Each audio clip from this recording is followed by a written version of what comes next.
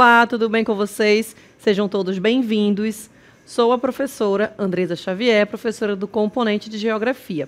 Vamos verificar o que temos para hoje? Temos aí a nossa aula de número 35, com revisão e avaliação. Então, essa é a nossa aula de número 35 e vamos aí a mais uma aula de Geografia.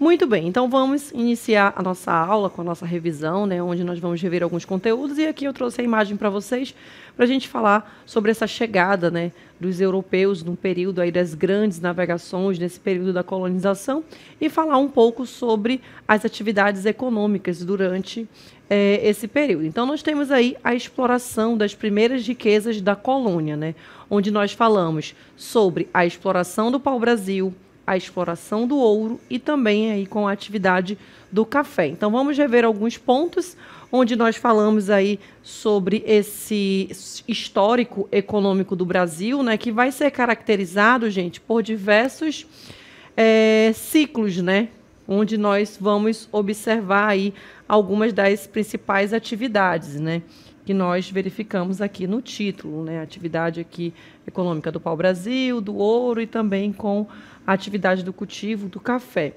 marcado por produtos aí que se tornaram, né, como nós vimos aí, esses principais itens, né, impulsionados ali, impulsionadores, né, da economia em diferentes momentos, né. Então, nós tivemos aí o momento com a atividade do pau-brasil, com a atividade do ouro e a atividade do café.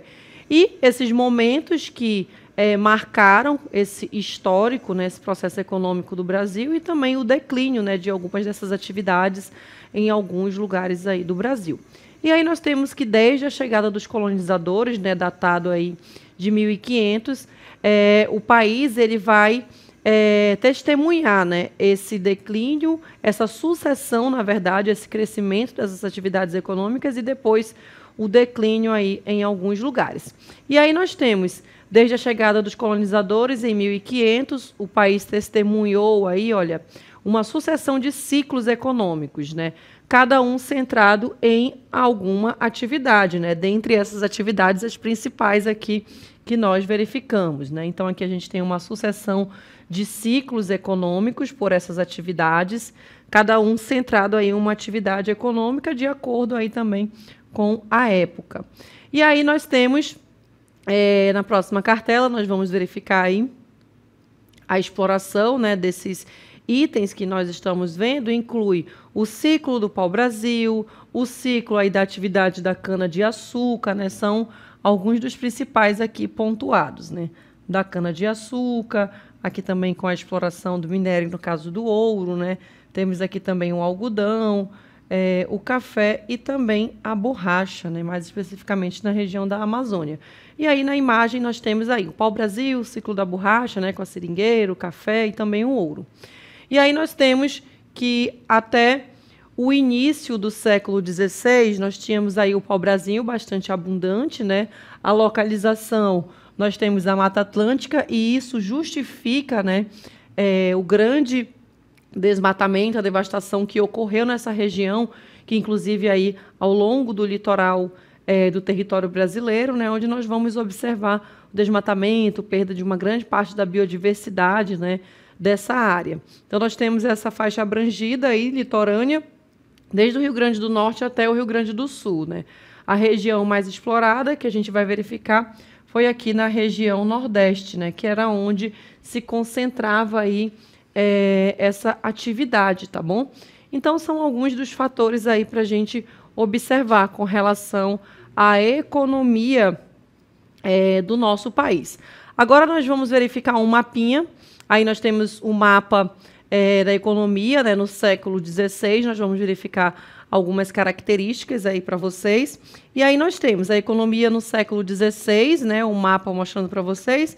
E aí vou ativar a legenda, né, onde aqui estavam ali a cana-de-açúcar, né? E aí nós temos ao longo do litoral que apareceu aí em amarelo, são as principais áreas com esse tipo de economia. Em verde aí nós temos a atividade da pecuária, né, ali próximo de onde está pontuado Salvador, essas atividades se concentrando no Nordeste, e também a área de ocorrência do pau-brasil, né, em destaque aí para vocês na cor laranja. E aí a gente percebe, né, essas atividades, essa concentração dessas atividades, e também o que vai influenciar aí para a gente, né, vai mostrar um pouco dessa concentração, dessa demografia, né, a concentração da população ao longo dessa faixa litorânea aí do Brasil, tá bom? E aí nós temos a mineração nos séculos 17 e século 18. E aí nós temos a atividade mineradora também, ela vai favorecer, né, essa ocupação do interior, porque que com a exploração desses recursos, né, com o cultivo do café, da cana-de-açúcar, entre outros, ou então aqui, como no caso a atividade mineradora, ela também vai favorecer essa ocupação, né, do interior do Brasil. E aí a gente tem, especialmente aqui da região mais dentro do continente, né, essa parte interior, nós vamos ter aí a região sudeste e centro-oeste, né. A mão de obra era uma mão de obra escrava, onde toneladas de ouro elas foram enviadas aqui para a colônia, né, onde aqui era a colônia? Em Portugal, tá bom? Sustentando aí a economia metropolitana. No entanto, aí nós observamos as altas cobranças de impostos, né, que eram feitas sobre a mineração. E isso acabou deixando ali os colonos, né, que aqui estavam, essa atividade se tornou insustentável para eles, né, por conta dessas taxas altíssimas que eram cobradas ali pela colônia, no caso por Portugal, né. Apesar disso, a atividade mineradora ela desempenhou, né, um papel fundamental, porque todas essas atividades, não apenas o ouro, né, elas vão influenciar diretamente na formação do nosso território, né. Nós temos aí as capitanias hereditárias, depois as regiões que foram surgindo, os estados se tornando independentes, surgindo novos estados, né, vilas, cidades. Então, para o estabelecimento de tudo isso, né, o desenvolvimento também aqui da infraestrutura, vamos observar o processo de urbanização, né, e aí também observamos com essa colonização aqui a consolidação também da presença portuguesa no interior do país.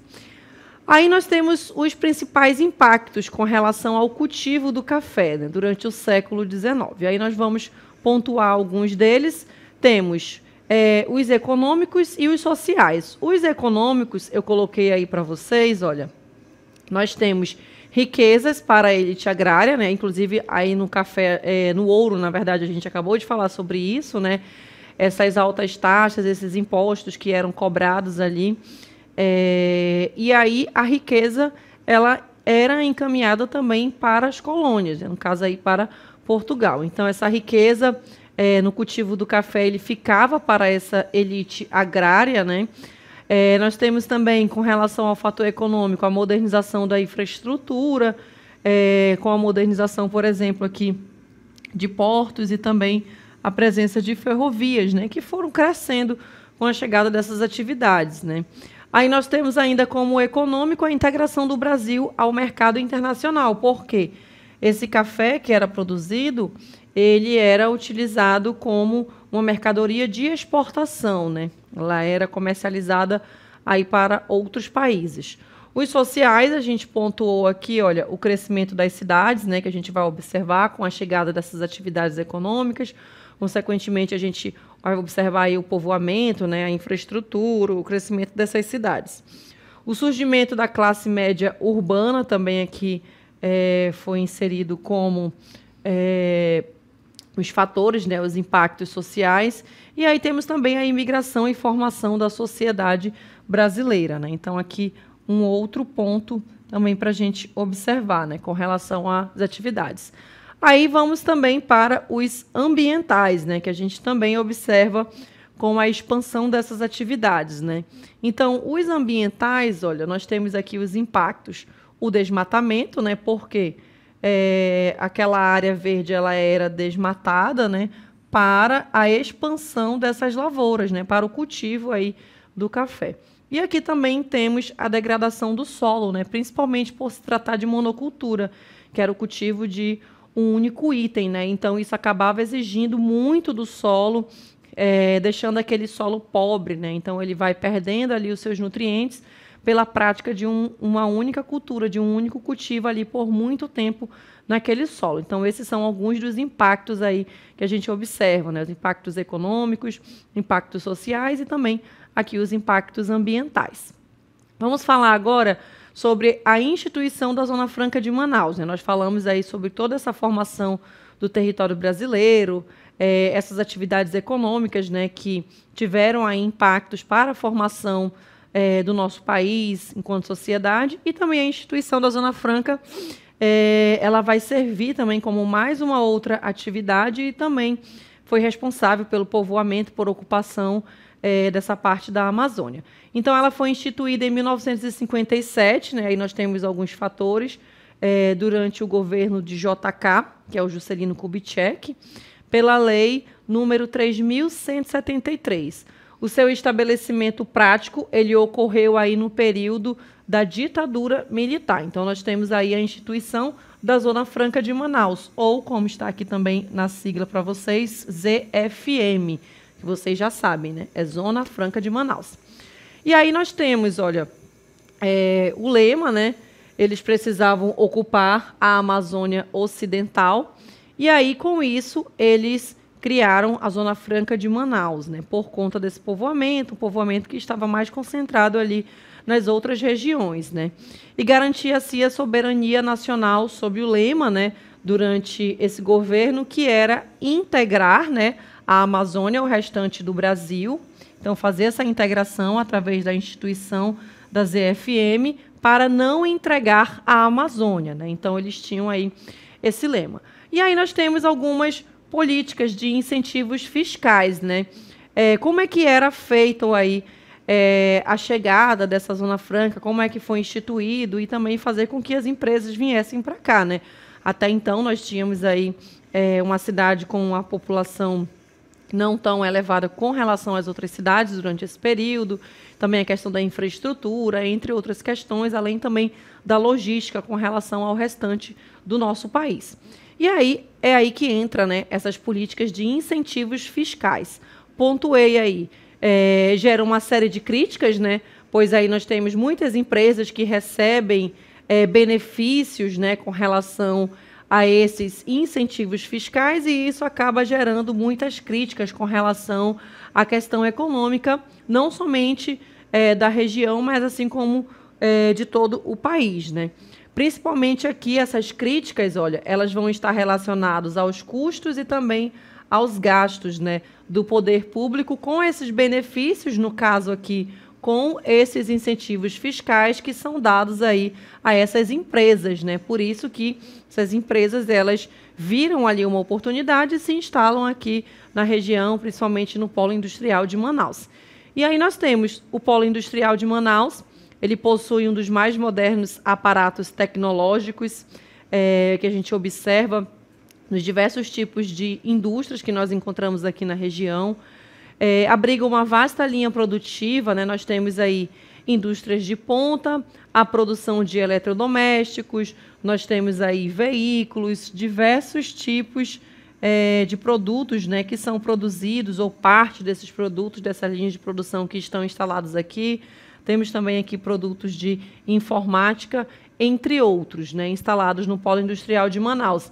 E aqui o selo, né, quando esse produto ele é produzido aqui na região, né, produzido no polo industrial de Manaus. E aí conheça a Amazônia, né? Muitos dos nossos itens, inclusive que estão nas nossas casas, possuem esse selo indicando que é produzido no polo industrial de Manaus. E aí nós temos essas ofertas geradas com a Zona Franca de Manaus, né? O que aconteceu? Com a criação da ZFM ou da Zona Franca de Manaus, ocorreu aí uma ampla geração de empregos, né? Então, com a chegada dessas indústrias, nós tínhamos que ter ali mão de obra, né? Então, isso acabou atraindo a população de outras regiões, né, de outros estados, para Manaus. E aí nós vamos observar também uma concentração populacional, né? E essa concentração populacional, ela vai estar localizada onde está inserido o polo industrial de Manaus, que no caso aqui é onde? Em Manaus, na capital. Então, a gente vai observar essas características com relação à região. Temos também os desafios no polo industrial de Manaus, né?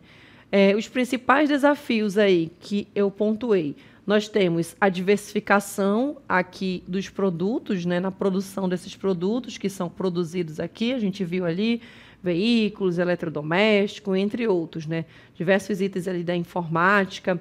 Nós temos também aqui como principal desafio, né, o barateamento também desses custos com relação ao transporte, né? Então, nós estamos inseridos aí numa enorme bacia hidrográfica, uma das maiores bacias hidrográficas do mundo, né? E aí isso acaba também tornando, né, o custo desse produto por conta desse transporte, por conta dessa logística, né? Então, aqui mais um desafio, né, com relação também à diversificação, né, de diversificar mais o polo industrial de Manaus. A gente já tem ali diversos produtos que são produzidos, mas o primeiro desafio é essa diversificação, e aí a gente vai nesse contraponto com relação aos custos do transporte, né, com relação à logística. Temos também a implantação de medidas de exploração, e aqui medidas de exploração sustentável, né, que esteja ali ligado com a sustentabilidade, de você utilizar os recursos de forma sustentável, hoje produzir de maneira sustentável, né, pensando no meio ambiente e também nas nossas próximas gerações, né, para que elas possam também usufruir desses recursos naturais. E aqui um outro desafio também é investir mais em biotecnologia, né, que está diretamente ligado aí a essas medidas também de exploração sustentável. Além desses desafios, nós vamos observar essa articulação em termos de logística, né? E aí a gente fala com relação também ao barateamento desse transporte.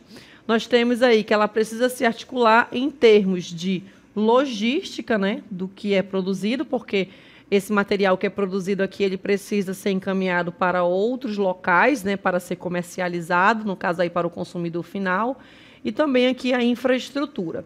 Aí nós temos também facilitar o escoamento de sua produção em direção aqui aos portos, né, que é onde vai ser ali exportados, ou até mesmo comercializados aqui dentro do Brasil, para outras localidades, né, que vai estar ligado a essa questão dessa infraestrutura e também dessa logística. Então, esses são alguns dos principais desafios aí que eu pontuei para vocês, né? E desafios, inclusive, que são colocados também como uma das principais críticas, né, por conta dessa Zona Franca estar instalada aqui na região. Vamos falar agora sobre os eixos de circulação de mercadorias na região norte, né?